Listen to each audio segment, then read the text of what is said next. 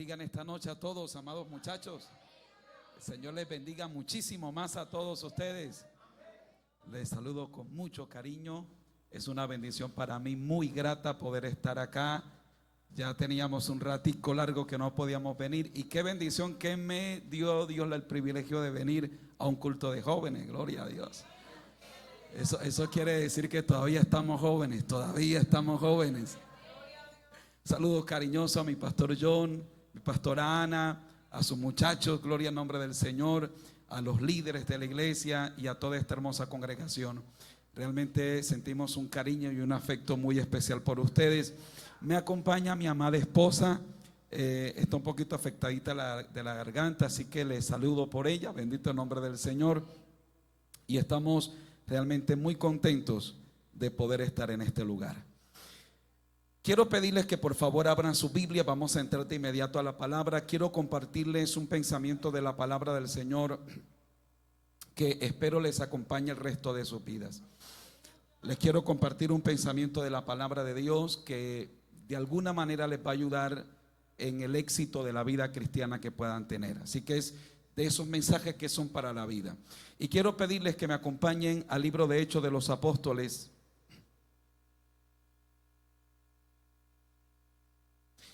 Y quiero que tomemos un texto que es muy conocido por nosotros, los creyentes que somos de corte pentecostés o pentecostal. Hechos capítulo 1, versículo 8.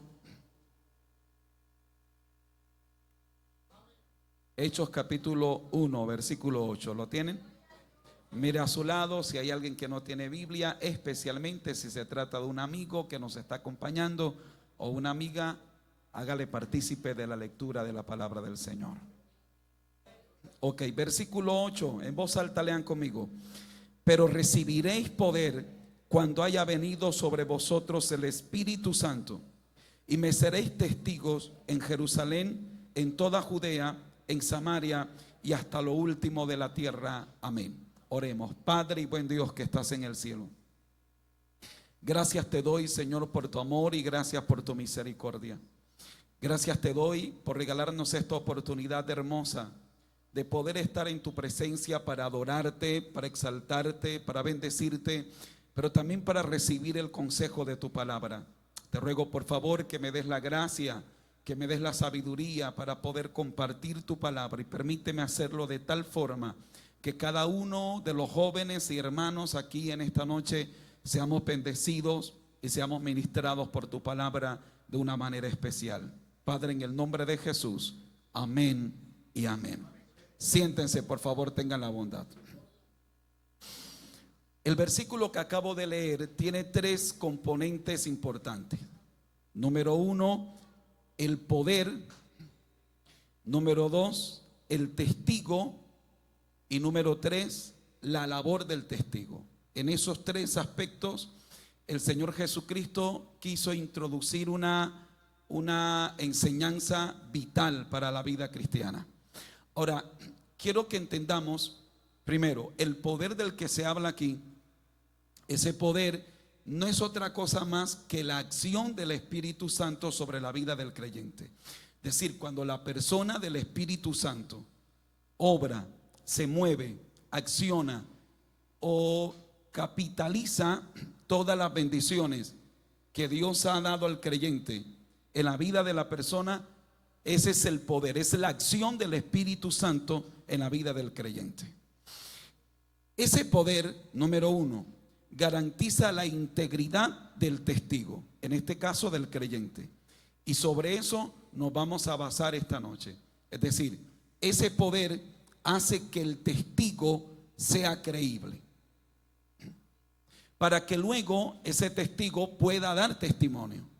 Lo segundo que hace ese poder es que garantiza o faculta, empodera al testigo para que pueda dar testimonio, para que pueda realmente ser una voz escuchada, pueda ser un ejemplo digno de imitar, pueda ser una influencia que pueda arrastrar a personas para Cristo. Ok. Pero ese testigo tiene que tener una integridad. Es decir, tiene que ser un Bueno, si eres un testigo de Cristo, cuando yo te veo, tienes que de alguna manera reflejar a Cristo. Y no lo puedes reflejar un día sí, un día no. Una semana sí, la otra semana no. Y dijo el filósofo, aquel filósofo mexicano, ahí está el detalle. Ahí está el detalle. Es decir, cómo yo logro mantener una calidad de vida cristiana de tal forma que yo pueda ser un testigo como el Señor quiere que lo haga. El tema es que si se trata de mi fuerza, simplemente no puedo hacerlo. Quiero que me acompañen, por favor, y no pierdan de vista esa frase: poder, recibiréis poder cuando haya venido sobre vosotros el Espíritu Santo. Pero quiero que me acompañen a Romanos, porque les voy a mostrar una fotografía que muy seguramente ustedes se van a ver reflejados en ella. Romanos, y por favor acompáñenme al capítulo número 7.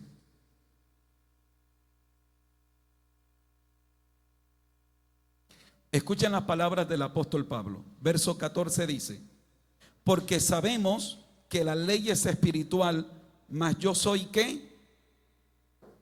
Dice el apóstol Pablo: yo soy carnal. ¿Cuántos aquí son carnal? Digan amén los carnales que están aquí.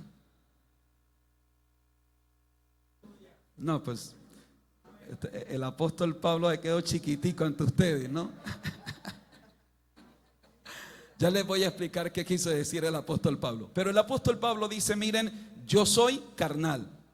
Y no solo soy carnal, sino que vendido al pecado. A ver, la palabra carnal, cuando el apóstol Pablo la utilizó, esa palabra significó varias cosas dependiendo del contexto.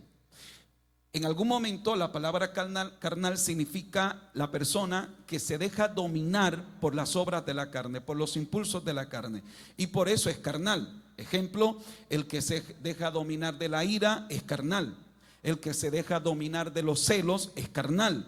El que se deja dominar de la envidia es carnal, porque se deja dominar por las obras de la carne. Pero la palabra carnal, y en este contexto, significa que es alguien sujeto a la condición o a la debilidad humana, a la condición humana. Es un equivalente a decir soy humano. La mejor manera de entender el texto, el apóstol Pablo está diciendo: señores, yo soy humano. Pero no solo soy humano, es que además mi carne está vendida al pecado. Si yo me convertí, yo ahora soy cristiano, pero mi carne está vendida al pecado. Ojo que está hablando el apóstol Pablo. Y yo soy el apóstol Pablo, y yo tuve una revelación de Dios, y yo todo lo que ustedes quieran pensar de mí, pero mi carne está vendida al pecado. Bueno, ya esa declaración resulta ser un poco escandalosa. Pero el apóstol sigue más y en el verso 15 dice: porque lo que hago no lo entiendo, pues no hago lo que quiero, sino lo que aborrezco, eso hago. Y el versículo 18 dice: y yo sé que en mí, esto es en mi carne, no mora el bien, porque el querer el bien está en mí, pero no el hacerlo. Porque no hago el bien que quiero, sino el mal que no quiero, eso hago. Les dije que esta podría ser una fotografía que les estaría reflejando a ustedes. Y permítanme, y se las coloreo más para que usted diga: hey, sí que me parezco al que está en la fotografía. En algún momento hay algo que has hecho. De repente estuviste chateando y te sentiste tentado a ir a una página pornográfica. O tal vez a alta hora de la noche estuviste hablando con un chico, con una chica, de temas que no son los correctos. O tal vez tuviste una situación complicada, en una situación en la que pecaste. Dos cosas. Primero, tú sabes que lo que hiciste está mal. Que lo que hiciste está mal. Y seguramente te sientes muy mal delante de Dios. Y te puedo asegurar que una y otra vez en este lugar has dicho: Dios, te prometo que nunca más lo vuelvo a hacer. Señor, te doy mi palabra. Hago pacto contigo. Pero la realidad es que pasan unos días y a veces ni siquiera días, horas, y estás repitiendo el mismo error. El asunto es que a lo mejor es algo que aborreces. Es decir, aborreces cuando le sales con grosería a mamá, cuando hieres a alguien, y es algo que tú dices, no quiero hacerlo. Y me da coraje conmigo mismo cuando lo hago. ¿Por qué lo hago? ¿Alguna vez te sentiste de esa manera en algún área de tu vida? Es lo que el apóstol Pablo está diciendo. El apóstol dice, porque lo que hago no lo entiendo. Porque lo que aborrezco, eso hago. Es decir, estoy haciendo algo que no le agrada a Dios. Sé que esto no le agrada a Dios. Y además lo aborrezco. Sin embargo, lo hago. Yo le he dicho a Dios, Dios, yo no lo vuelvo a hacer. Dios, ahora sí me consagro. Dios, ahora sí me pongo juicioso. Dios, ahora sí voy a serte fiel. Sin embargo, hay algo en mí que me lleva a hacer lo que aborrezco hacer. Y cuando llegas a ese punto, a lo mejor te quedan dos opciones para pensar. Primero, bueno, yo debo estar endemoniado. Es decir, yo debo tener un demonio en mí que es el que me termina llevando a hacer lo que tengo que hacer. El problema es que tú dices, pero bueno, ¿cómo puedo estar endemoniado si el pastor me ora y yo no me pasa nada? Es más, siento al Espíritu Santo, siento la presencia de Dios. Así que dices, no entiendo. Segunda opción, a lo mejor es que yo no soy cristiano. Debe ser que Dios me habrá desechado y yo no me di cuenta, y por eso es que yo tengo los pensamientos que tengo. Y por eso tengo las luchas que tengo. Porque a lo mejor en algún momento te hayas preguntado, no puedo entender que alguien que sea cristiano pueda sentir las cosas horribles que yo siento. Y pueda tener los pensamientos tan horribles como los que yo tengo. Y se le puedan venir las ideas tan terribles como las que a mí se me vienen. ¿Cómo puede ser que si yo soy cristiano, yo tenga las luchas secretas que tengo? Nadie las conoce, nadie sabe. Yo no se las cuento a nadie.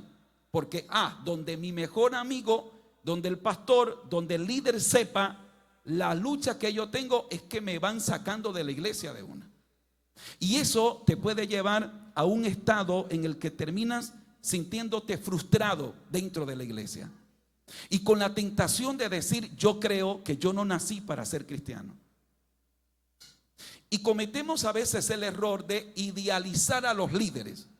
Y uno se queda mirando al pastor y uno dice, no, el pastor John, él me imagino que ni tentaciones tendrá.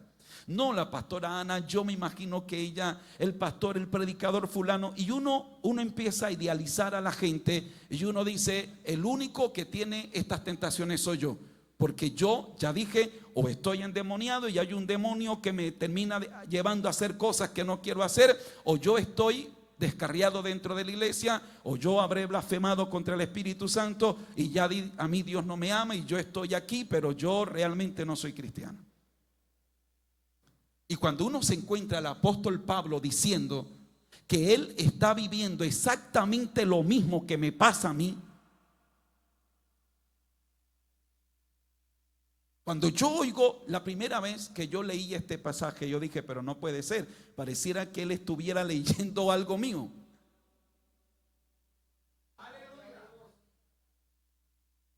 Yo no tengo tiempo para dar la evidencia, porque algunos piensan que el apóstol aquí estaba hablando de un inconverso, otros piensan que el apóstol está hablando de un creyente desanimado, y la tercera opción es que está hablando de un creyente maduro, tan maduro como para hacer esta declaración. Tan maduro como para reconocer su fragilidad, su debilidad.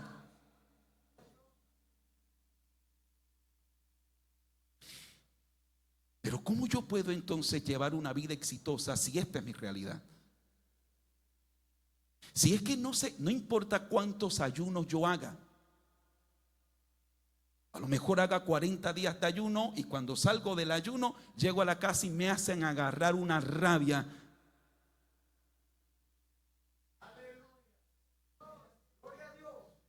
Es decir, el apóstol Pablo dice, el asunto es que mi carne está vendida al pecado. La lucha más grande que tú tienes no es con Satanás. Tu peor enemigo no es el satanista. Tu peor enemigo no es el brujo. Tu peor enemigo no son los demonios. No es tu suegra. Tu peor enemigo es tu propia carne.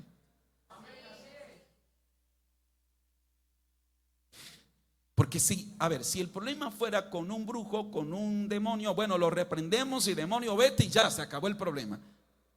Pero tu carne está contigo.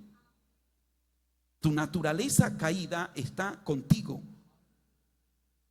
Repito, no importa cuánto ayunes, esta malía carne sigue siendo carne. No importa cuántos pactos, promesas tú le hagas a Dios, tu carne sigue rebelándose. No importa cuánto tú le digas a Dios, ahora sí te prometo que te voy a servir, tu carne sigue sintiéndose con pereza.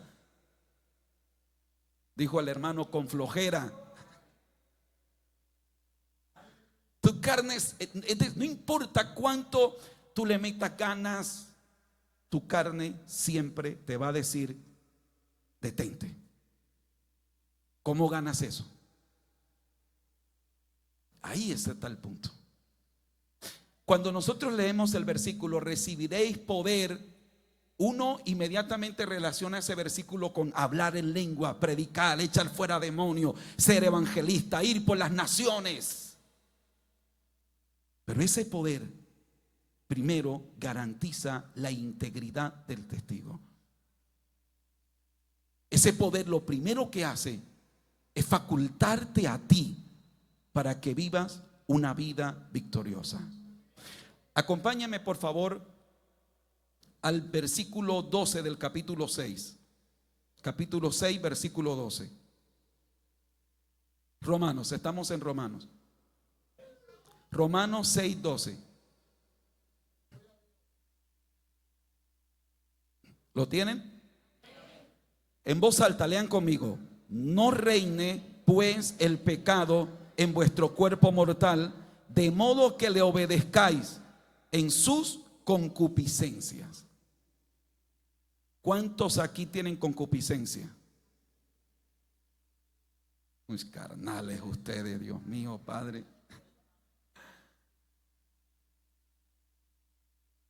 Santiago dice, cuando alguno es tentado, no diga que es tentado de parte de Dios, porque Dios no tienta a nadie y Él tampoco puede ser tentado por el mal. Y dice Santiago, sino que cada uno de su propia concupiscencia es atraído y seducido.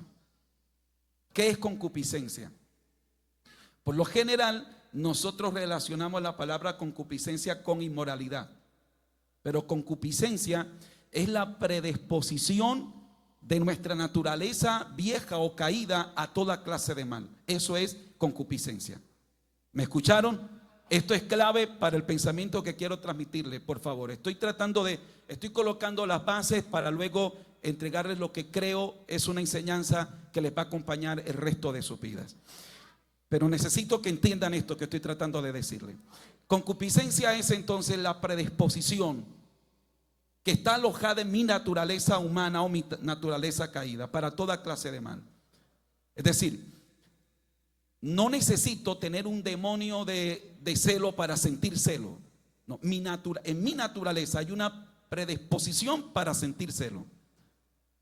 No necesito,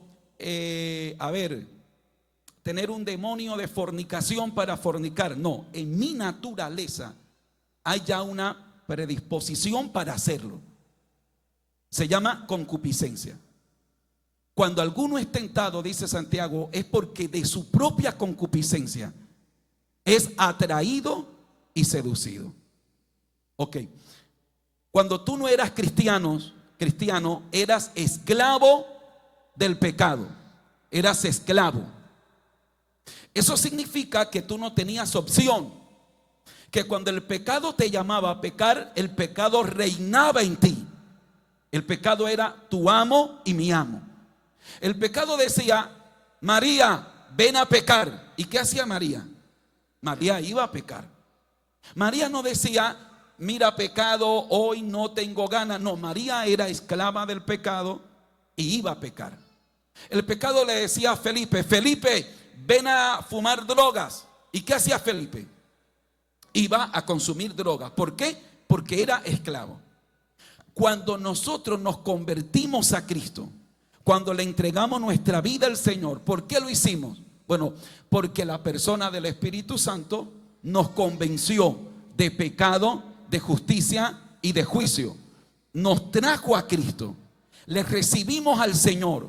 En el momento que recibimos a Cristo, en nosotros ocurrió lo que se llama regeneración o el milagro del nuevo nacimiento.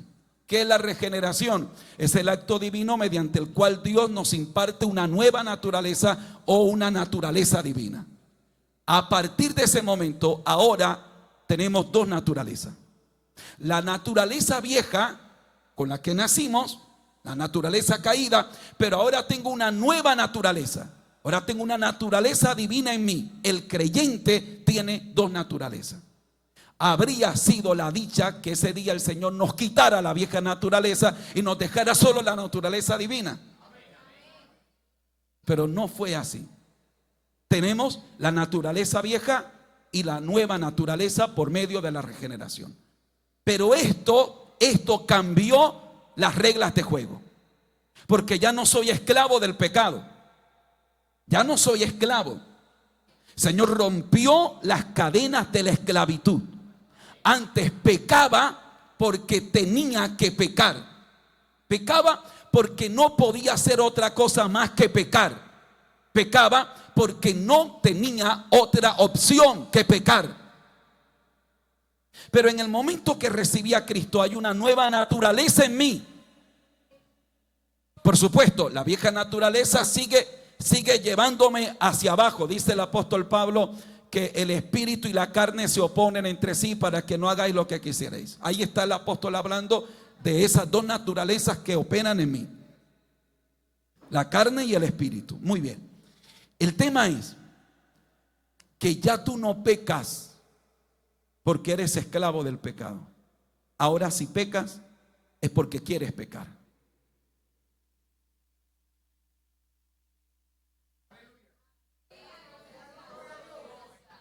Antes pecabas porque eras esclavo. Y el pecado solo tenía que decirte, fulano, ven a pecar. Y tenías que ir a hacerlo. Pero ahora el Señor te libertó de la esclavitud. Y el Señor te facultó con una nueva naturaleza. Ahora en ti hay algo que quiere agradar a Dios.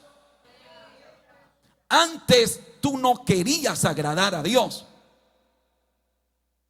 Así que tu naturaleza vieja se deleitaba pecando y haciendo todo lo malo que podía hacer. Pero ahora en ti hay algo que quiere agradar a Dios y ahí es donde viene la culpa.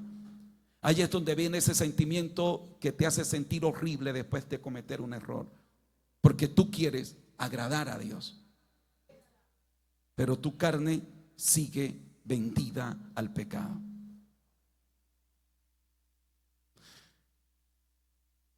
Esto es importante. El texto que acabo de leer dice: no reine pues el pecado en vuestro cuerpo mortal, de modo que le obedezcáis en sus concupiscencias. El apóstol está tratando de ilustrar al pecado como si el pecado fuera un señor, un rey. Un rey que va y llama, fulano, ven a pecar. Pero el apóstol le dice a los creyentes, ustedes no le obedezcan. No le obedezcan al pecado. Que Él no reine sobre ustedes. No le den al pecado el poder de reinar sobre ustedes. Pero es una decisión que tomas tú. Ahora, ¿por qué el Señor nos habla con esa seguridad? ¿Por qué el apóstol dice no le obedezcas al pecado? El apóstol asume, o el apóstol Pablo sabe que tú estás facultado para no obedecer al pecado. Que tú tienes la capacidad para decirle, pecado, no te voy a obedecer. ¿Por qué? Tienes una naturaleza divina en ti. ¿Cómo trabaja Satanás? Satanás trabaja de esta manera. Satanás, a ver, todos tenemos una meta donde llegar. La meta del supremo llamamiento. Pero para llegar allá, primero hay una cantidad de obstáculos en el camino. Y segundo, hay un diablo que cada día está más endiablado. Y ese diablo dice: yo no te voy a dejar llegar a la meta. Yo te voy a detener, yo te voy a sacar de este camino que se llama el evangelio. ¿Qué hace Satanás? Tiene dos recursos que utiliza: tu carne y el mundo. En la carne está la concupiscencia. ¿Qué dije que era la concupiscencia? Ok, esa predisposición que está en mí, eso que está en mí. ¿Qué es el mundo? El mundo es el sistema pecaminoso, el sistema contrario a la ley de Dios. El mundo es ese sistema que está organizado para que tú peques, está diseñado para pecar. Todo está diseñado para pecar. Pareciera que el que no comete errores pierde, y el que hace lo malo gana. El mundo, el sistema del mundo te invita a hacer lo malo. Ves, estás viendo televisión, hay algo que te lleva a pecar. Estás hablando con el sistema. ¿Qué hace Satanás? Satanás dice: con el mundo voy a despertar lo que ya está en él. ¿Ok? Satanás dice: hijo, ¿me ayudas? Necesito que me ayudes a predicar. Ven acá. Tú tienes cara de evangelista, de pastor. ¿Cómo te llamas? Andrés. Ven, Andrés. Él empezó la vida cristiana y tiene que llegar allá a la meta. Pero Satanás dice: Andrés, te voy a destruir. Tú no vas a llegar a la meta. Pero el Señor te dice: Andrés, quiero que llegues a la meta. Yo te faculté a ti. Te he dado una nueva naturaleza. Y además de eso, tienes al Espíritu Santo, y ya voy a hablar de eso, para que tú llegues a la meta. Pero Satanás dice: Andrés no va a llegar a la meta. ¿Qué hace Satanás? Satanás sabe que en Andrés hay la predisposición para hacer el mal. ¿Qué es lo único que tiene que hacer Satanás? Despertar lo que ya hay en él. Es todo lo que tiene que hacer. Satanás no tiene que meterle un demonio de celo. No tiene que meterle un demonio a ver, hágame, ¿de qué sería? De fornicación. No, Satanás solo tiene que despertar lo que ya Satanás sabe que está en él. Así que Satanás le presenta a la chica más bonita del colegio. Cuando Andrés no era cristiano, no se le acercaban ni las moscas a Andrés. Pero desde que se convirtió, resulta que la chica más cotizada del colegio ahora disque botando la baba, perdónenme la expresión, por Andrés. No, realmente no es por Andrés. Satanás lo que quiere es la preciosa alma de Andrés. Así que Satanás dice: espérate, ya verás a dónde le llega la consagración que tiene. Andrés dice que quiere ser pastor, dice que le quiere servir a Dios, dice que quiere ser músico, espérate para que veas hasta dónde le llega el fuego que tiene. Míralo cómo ora, míralo cómo ayuna, míralo cómo predica. Y Satanás dice: pero eso se le va a acabar, Andrés. Ya verás cómo lo voy a destruir. ¿Qué hace Satanás? Dice: voy a despertar lo que ya hay en él. Y entonces Satanás llega y le presenta ofertas. ¿Y cómo reacciona? Satanás lo que hace es: el pecado llega y toca la puerta del viejo hombre. Andrés, ven a pecar. Y ahí es donde el apóstol dice: no le obedezcáis. Cuando el pecado venga a llamar, ven a pecar, no le obedezcas. Que de allá del corazón de Andrés responda la naturaleza divina o nueva y diga: pecado, no me insistas, porque no voy a pecar. Porque el viejo hombre está neutralizado y yo no voy a pecar. Pero hay un segundo recurso que Dios le ha dejado a Andrés y a todos nosotros, y es el Espíritu Santo. Por favor, quiero que escuchen esto. Cuando el Señor Jesucristo estuvo próximo a ascender a los cielos, el Señor Jesucristo dijo: yo me voy y a ustedes les conviene que yo me vaya. Cuando yo leo ese texto, tengo que decirles que me quedo asombrado. Reconozco que hay una profundidad en esa declaración que por más que yo trato de escarbar en ella, solo me doy cuenta lo inmenso que es. Piensen esto. Jesús dice: a ustedes les conviene que yo me vaya. Es Jesús el que está diciendo. Hombre, que si fuera el pastor y le dice: no, que a ustedes les conviene que el pastor Carlos se vaya, no, eso no lo dudes, obvio. Pero es Jesús. ¿Acaso hay algo que me convenga más que Jesús? Quiero llamar su atención a eso. Jesús dice: a ustedes les conviene que yo me vaya. ¿Acaso me conviene algo más que Jesús? Y luego dice: porque si yo me voy, entonces vendrá el otro consolador. ¿Quién es el otro consolador? El Espíritu Santo. ¿Quiso decir Jesús que el Espíritu Santo es más importante que Él? No.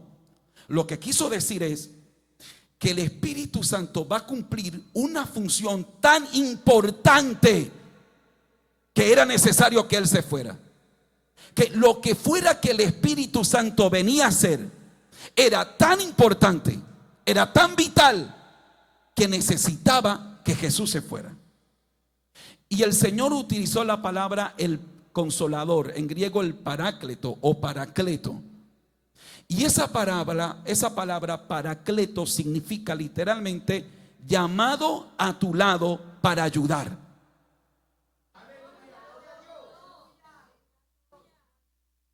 Eso es, llamado a tu lado para ayudar. Llamado al Espíritu Santo, le dijeron: Espíritu Santo, ven. ¿A dónde? Al lado de Andrés. Fue llamado para estar a su lado. ¿Para qué? Para ayudar. Ok, ¿para ayudarlo a qué? A que consiga un buen empleo, a que se consiga la mejor chica del colegio, a que no pierda los exámenes, a que se gane la beca. A lo mejor esas cosas puedan llegar, pero no es la función del Espíritu Santo. La función principal, la razón por la que llamaron, le dijeron: Espíritu Santo, ven, párate al lado de Andrés y ayúdalo, es para llegar a la meta. Eso es importante. Hay tres palabras que expresan la relación con el Espíritu Santo: en, con y sobre. Todos tenemos al Espíritu Santo en. El Espíritu Santo está en todo creyente salvo. Sobre, me estoy refiriendo a la llenura, al bautismo en el Espíritu Santo. Con, me estoy refiriendo a esa expresión, al Espíritu Santo al lado de, para ayudar. Quiero llamar su atención a eso. Así que el Espíritu Santo tiene una misión. Al Espíritu Santo lo llamaron con una misión. ¿Cuál es? Ayudarme a llegar a la meta. El Espíritu Santo está al lado tuyo, Andrés, y el Espíritu Santo dice: Andrés, me llamaron para estar a tu lado y ayudarte a llegar a la meta. La misión del Espíritu Santo no es ayudarte cuando tú ores, pero cuando tú no oras, olvídate. No. La oración del Espíritu, la labor del Espíritu Santo no es ayudarte cuando tú estás bien, pero cuando te equivocas, se va el Espíritu Santo. Porque si es para ayudarme y cuando más lo necesito se va,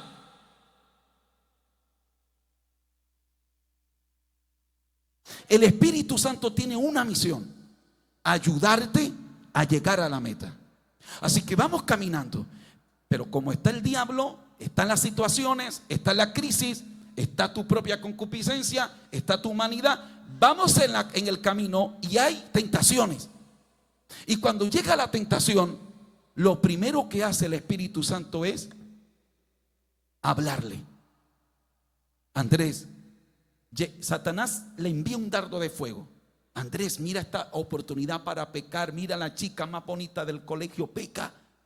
Y lo primero que hace el Espíritu Santo es: Andrés, no lo hagas. Andrés, recuerda el plan que Dios tiene contigo. Andrés, recuerda lo que Jesús hizo por ti en la cruz del Calvario. Andrés, no lo hagas. Pero Andrés contrita al Espíritu Santo. Y aunque el Espíritu Santo está diciendo: detente, Andrés, no lo hagas, Andrés sigue y da el paso. ¿Qué hace? Contrista al Espíritu Santo y sigue a pecar. El Espíritu Santo debería irse, ¿verdad? Pero lo llamaron para ayudar a Andrés a llegar a la meta. Así que el Espíritu Santo llega y ahora es más fuerte. Y ahora viene a redarguir a Andrés. Y Andrés empieza no a pecado, pero siente ese miedo como si hubiese pecado. Y eso tan horrible en el corazón, que el corazón empieza a latirle como si algo horrible estuviera pasando. Es el Espíritu Santo diciéndole: Andrés, no lo hagas. Andrés, detente. Andrés, no vayas a fallarle a Dios. Pero Andrés ignora la voz del Espíritu Santo y sigue a pecar. ¿Y qué hace Andrés? Apaga al Espíritu Santo. El apóstol Pablo dice: no contristéis. Y luego dice: no apaguéis al Espíritu. Y apagar el Espíritu es como que Andrés dice: Espíritu Santo, ya no me redargullas más, yo voy a pecar, yo lo voy a hacer. Y apagó al Espíritu. Y Andrés llegó y pecó. ¿Y ahora qué hace? Arrodíllate. Cayó postrado. Y ahora Andrés está ahí tirado en el suelo, postrado. Pero el Espíritu Santo debería irse. El Espíritu Santo debería decir: Andrés, te mereces estar allí. Pero el Espíritu Santo dice: a mí me llamaron para ayudarte a llevar a la meta. Así que, ¿qué hace el Espíritu Santo cuando caes? El Espíritu Santo viene a decirte: levántate, Andrés. Yo te traje a este culto para restaurarte. Te traje para ayudarte, Andrés. Levántate. Andrés, no te quedes en el suelo, que hay planes contigo. Yo no sé cómo te encuentres en esta noche. Yo no sé qué haya pasado. No sé qué batallas secretas tengas. No sé qué Satanás te esté diciendo. Pero vengo a decirte hoy que el Espíritu Santo fue llamado para ayudarte a llegar a la meta. Que la tercera persona de la Trinidad, el Espíritu Santo, está a tu lado y te está diciendo: Camila, Andrea, Felipe, Juan, no te quedes en el suelo, que yo te voy a levantar. Tal vez Satanás te está diciendo: Andrés, ya para ti no hay remedio. Andrés, descarríate. Andrés, apártate. Andrés, tú no mereces que Dios te toque. Tú no mereces que el Espíritu Santo te toque. Pero el Espíritu Santo te dice: Andrés, ahora que estás en el suelo es cuando más necesitas que yo te ayude. De alguna manera, Satanás se las arregló para hacernos creer que el Espíritu Santo lo tienes si te lo ganas. Y que el Espíritu Santo toca a los que se lo merecen. Y no hay una herejía más destructiva que esa. Porque pretender que yo me merezco al Espíritu Santo no solo es arrogante, además es blasfemo. El Espíritu Santo es tan santo que nadie, empezando por mí, nadie lo merece. Pero el Espíritu Santo no vino porque lo merece, vino porque lo necesitas. Al Espíritu Santo no lo llamaron para premiarte porque lo mereces. Al Espíritu Santo lo llamaron para ayudarte porque lo necesitas a Él. No lo merezco, pero lo necesito. Y cuando Satanás logra, Andrés, si quieres ya siéntate, Andrés, gracias. Y cuando Satanás logra sembrar en la cabeza de alguien que tú te mereces al Espíritu Santo, claro, el día que fallas, tú sientes, yo no voy a orar si yo, ¿qué voy a merecer yo?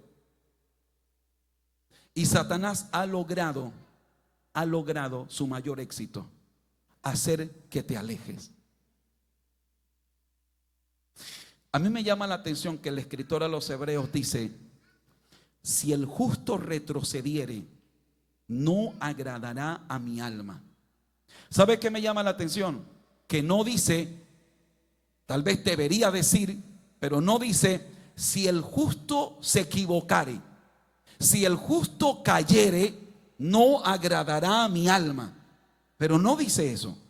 Lo que dice es, si el justo retrocede, no agradará a mi alma. El escritor asume que el justo va a caer, que el justo se va a equivocar, que el justo va a cometer errores. Pero mientras el justo, caído, sin fuerza, remendado, herido, pero sigue en el camino, el escritor a los Hebreos sabe que hay esperanza, sabe que el Espíritu Santo algo puede hacer. ¿Dónde está el problema? Cuando el justo dice, retrocedo, le doy la espalda a Dios. Porque en el momento que el justo retrocede, está renunciando a todas las virtudes de la gracia de Dios. El creyente, cuando retrocede, está diciendo: Jesús, no me interesa tu perdón, no me interesa tu restauración, no me interesa la ayuda que tú me puedas dar a pesar de lo reventado que estoy. No me interesa, yo solo quiero retroceder. Y por eso dice: cuando el justo retrocede, no agradará a mi alma.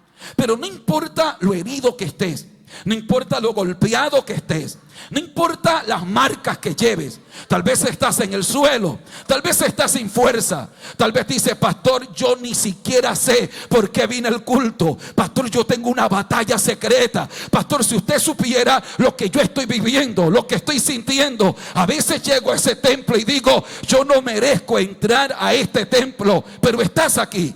No lo mereces, no lo mereces, pero estás aquí. Y la razón por la que estás aquí es porque el Espíritu de Dios no te ha soltado. El Espíritu Santo, aun cuando estás en el suelo, dice: yo te levanto.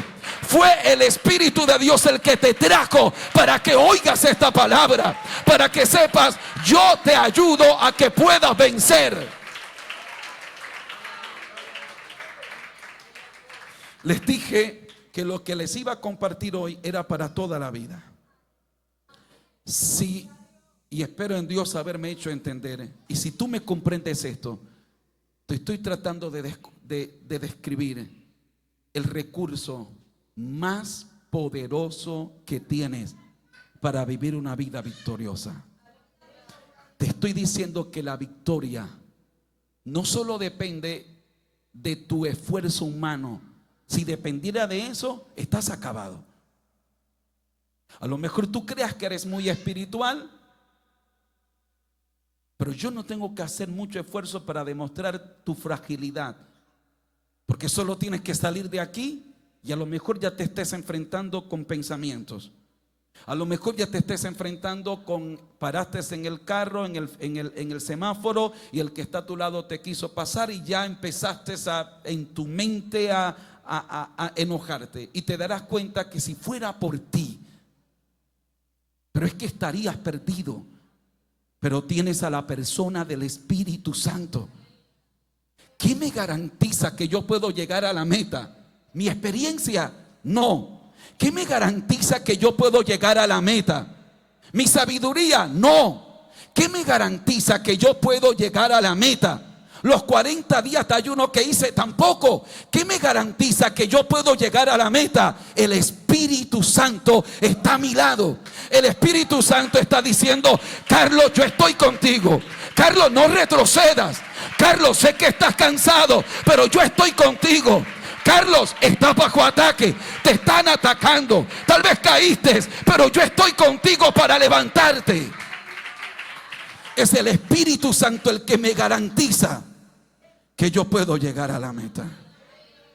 Por eso, si va al capítulo 8, versículo 13, seguimos en Romanos 8:13. Quiero que alguien lea en voz alta, por favor, Romanos 8:13.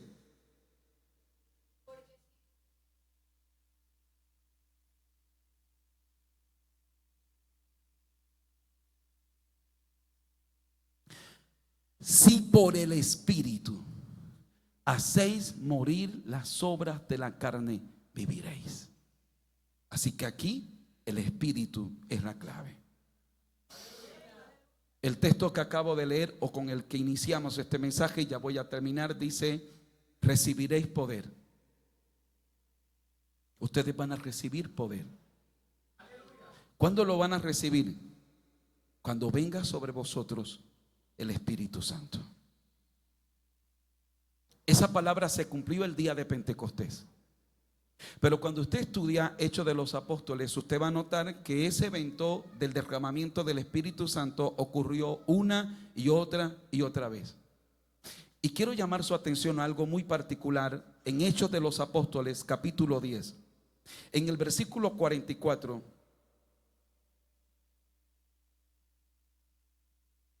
Hechos 10:44.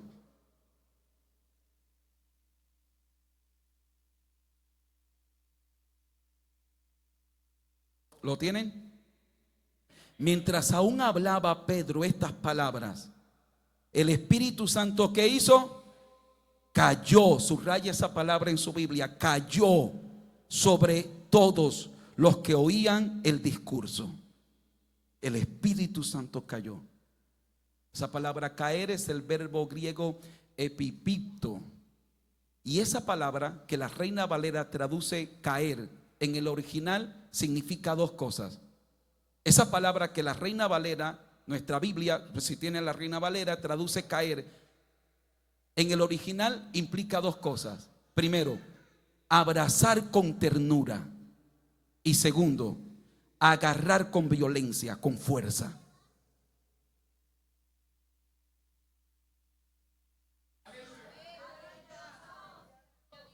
Lo que está diciendo es que ellos están en el culto y cayó el Espíritu Santo. El Espíritu Santo hizo esas dos cosas. Algunos el Espíritu los abrazó con ternura, pero a otros el Espíritu los agarró con violencia. Hay gente que está rota por dentro. Hay gente que no siente amor de mamá, jóvenes que no sienten amor de papá, jóvenes que se sienten rotos por dentro.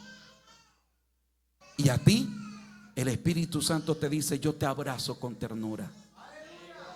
Quiero que sepas que voy a estar a tu lado para ayudarte a llegar a la meta. ¿Me estoy haciendo entender? A ver, yo no estoy tratando de hacer una caricatura del Espíritu Santo. Estoy tratando de ser bíblico. Estoy tratando de hablarle conforme a la Biblia y estoy tratando de explicar la Biblia en su contexto y haciendo el exégesis desde el original. Porque me cuido de dejarles una caricatura de un Papá Noel del Espíritu Santo. No, yo creo en la santidad, yo creo en la justicia divina, yo creo en el celo que debe haber, pero creo también que el Espíritu Santo tiene como trabajo primario y en su calidad de consolador. Consolador también traduce abogado, ayudador. Ese Espíritu Santo cae y dice: vengo a abrazarte con ternura. Pero a algunos el Espíritu Santo dice: vengo a agarrarte con fuerza, vengo a sacudirte. Porque algunos tienen la conciencia tan adormecida que el Espíritu dice: te voy a sacudir, te voy a levantar, te voy a sacar de donde estás. Algunos, a lo mejor la concupiscencia, el mundo, la presión de Satanás los ha llevado a un rincón y algunos están metidos en una cueva de culpabilidad y de allá no los ha hecho salir el pastor, no los ha hecho salir el líder de los jóvenes, no los ha hecho salir el amigo o la amiga, y tiene que el Espíritu Santo agarrarlos y decirle: vengo a sacarte de la cueva de la culpabilidad, vengo a sacarte de la silla de la derrota. Cuando el Espíritu cae, cuando el Espíritu desciende, lo hace para decirte: te vengo a rodear. Sé que estás solo, pero te vengo a rodear.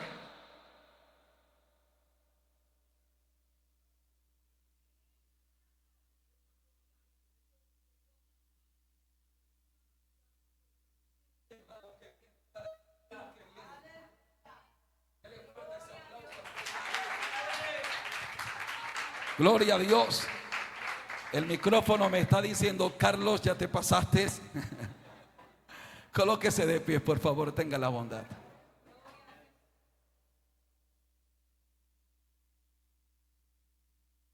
De aquí en adelante, nunca